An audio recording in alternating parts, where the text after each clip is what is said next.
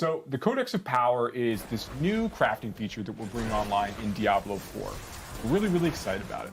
What it allows players to do is, as they're progressing through this, the massive interconnected world of Sanctuary, they're going to be discovering lots and lots of dungeons as they go. And when they find these dungeons and they delve deep into them, at the bottom of them, they're going to find what we call Codex of Power aspects. And an aspect in the Codex of Power is effectively a legendary power that's been put in this very particular form. And every one of these dungeons that players progress through in the overworld has a unique legendary power via the aspect found inside of them. Yeah. What I love about that is that you can create a new character, and you can look at some of the powers that are available through these dungeons and say, okay, I really want to target this power. I'm going to go to this dungeon, get that power. So you're less dependent on like, well, I hope this power drops. Absolutely. So there are limitations in place, but Joe, to your point, that is basically the intent here, right? Is to give players some manner and measure of control over the nature of their build as they're beginning to go through those steps. But the Codex of Power is a way for them to basically take these aspects, and then they're able to go back to a crafter back in one of the major cities, our new occultist crafter, actually. And when they go to the occultist, they can hand off actually, we're showing it right now. Our sorcerer's friend has just earned aspect of overwhelming bolts, which is going to allow her charge bolts ability to go and fire 2 more projectiles with each cast. She's going for like an up close and personal melee lightning build. Mm-hmm. So this shotgun approach for her spenders will be really, really useful.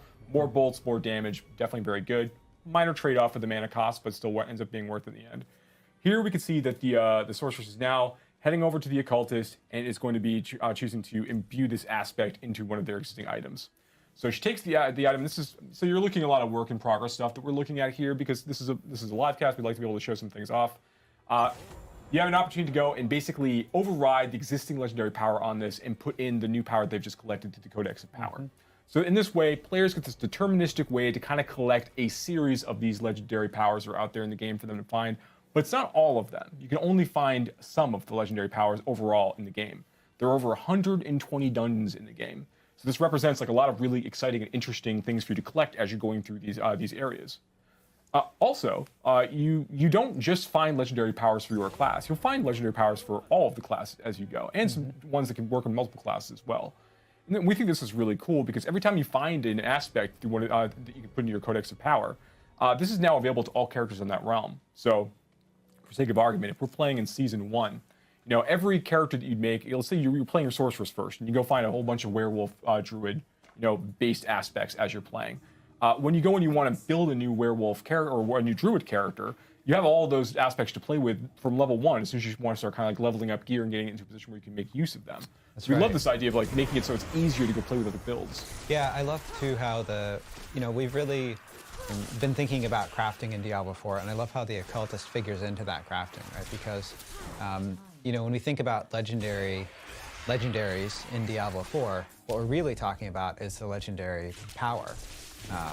And that legendary power can be moved around. You can use it to upgrade rares, and the occultist is sort of the central point of all of that crafting loop. That's absolutely right. So that was one big change we add with, and we've talked about in previous blogs before, but one big change in Diablo 4 is allowing legendary powers of a particular type to roll on lots of different item slots, which gives players an interesting game of deciding where they want to place certain powers to make maximum use of them for their builds. Now the Codex lets them put them on the slots that are appropriate for that power. They can choose, right? But another limitation for the Codex of Power, in addition to not actually having the ability to collect all of legendary powers in the game, there's many, many more for you to find as you're playing through Diablo 4. Those powers also are always rolled at the lowest level of power possible. So it is always better for you to go find a legendary item that has the power that you're interested in, and then you can choose to use that item directly or extract the power from that item into an aspect crystal, then go in and print into your own item of your choosing. So those legendary items you find out in the world are always going to end up being more powerful as a general rule. Yeah, I really like the idea that no matter what, finding stuff is still going to lead to potentially the best opportunity of getting the most amount of power, but you still have the customization ability of being able to, I found this power, I would still like to use this on another piece of gear and add that within the Codex of Power, and you still can. Yeah, that's one of the things that's great about it. Exactly to that point is that you can have, let's say that you are leveling up and you get a legendary power that you really love, and you start to sort of make your build around it. with the Codex of Power, you can acquire new gear, and in fact through essences as well. And you can extract, you can bring that power with you, so you can maintain that build. So you're not sort of losing a core part of your build as you're getting new gear. Yeah, and the fun thing about this is that we do want players, as they're beginning to go through their class phase, they're making their skill tree selections, they're going deeper and deeper into this, they're making their fun choices.